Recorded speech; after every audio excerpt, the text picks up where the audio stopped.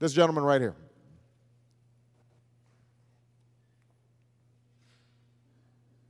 Thank you, sir. My name is Michael Shore. I'm here in Charlotte. First, it's an honor to have you here with us today. Thank you very much. I'm concerned that your decision to allow offshore drilling could have the effect of chilling investment into alternate sources of energy. And I'm interested in what incentives you're going to be proposing to establish the conditions and to stimulate research and development and expansion of that critical sector. Well, I think it's a great question. Look, first of all, understand that the Recovery Act, what we passed last year, represented the single largest investment in clean energy in history, by far. So we invested in wind, we invested in solar, we invested in biomass, we invested in research and development, we invested in commercialization. We invested in battery technologies.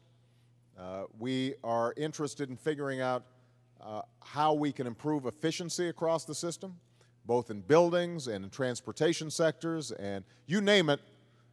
We're all about increasing energy efficiency and finding new, renewable, clean sources of energy. It's one of my highest priorities, and I think it's got to be one of our highest strategic priorities as an economy. It has the potential of being an enormous growth industry.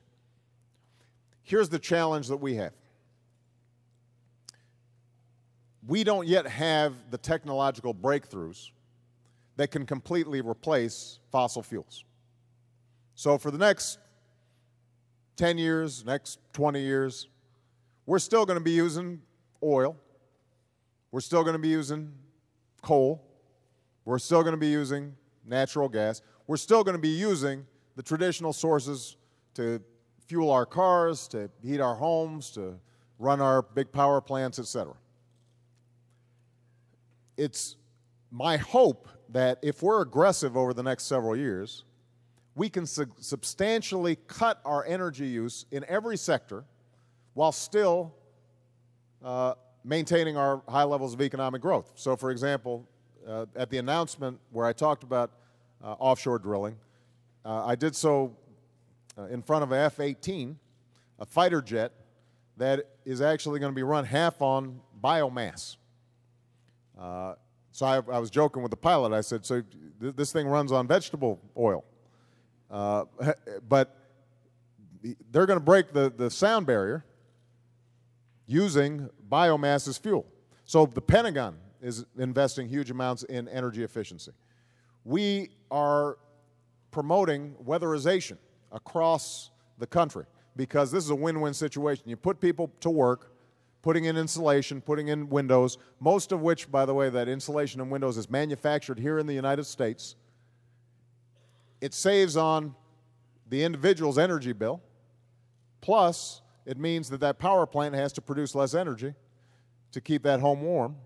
So it's a win-win all across the board. That's our biggest priority: energy efficiency and renewable clean energy. But because we're going to have this transition, unless somebody here invents something tomorrow, which would be very helpful, and if you have it, let me know. We'll get it going right away. But what's most likely is that we're going to have this transition.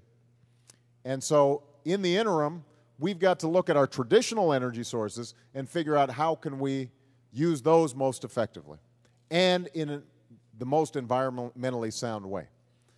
That's why I announced that we were going to start the first nuclear plant in 30 years. You know, Japan, France, other countries have a safe, secure, reliable, and effective civilian nuclear energy. We essentially stopped 30 years ago. For those of you who are concerned about climate change, nuclear energy doesn't produce greenhouse gases. It's not a perfect energy source because it's got the problem with spent fuel and how that is properly stored. But generally speaking, that's going to have to be part of our energy mix. The decision around drilling, same approach. What we did was we said we're not going to have drilling a mile off the North Carolina coast or 2 miles off, but 50 miles off, 100 miles off, where it is appropriate and environmentally sound and not risky, we should allow exploration to begin taking place to see if there are certain reserves.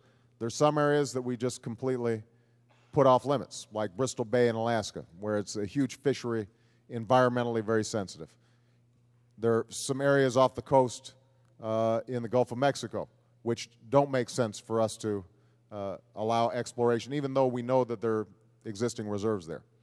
But what we did was we tried to look at the scientific evidence and figure out where are areas where low risk environmentally and a high potential upside. Now, here's the last thing I'll say about drilling, though, because what you have is you have some environmentalists who just said, don't drill anywhere.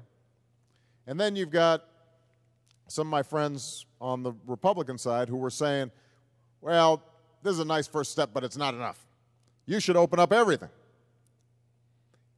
I don't agree with the notion that we shouldn't do anything. It turns out, by the way, that oil rigs today generally don't cause spills. They are technologically very advanced. Even during Katrina, the spills didn't come from the oil rigs. They came from the refineries on shore. But the notion that we could drill our way out of the problem, you'll start hearing about this because you know what happens during the summer. As soon as gas prices start going up, every summer it's the same thing, right? And then politicians start standing up and we're going to do something about it. And these days, some of my colleagues on the Republican side, what they'll say is, you got to drill even more. Just remember the statistics when you start hearing this. We account for 2% of the world's oil reserves, but we use 20% of the world's oil. We use 20%, we only got 2%. We can't drill our way out of the problem.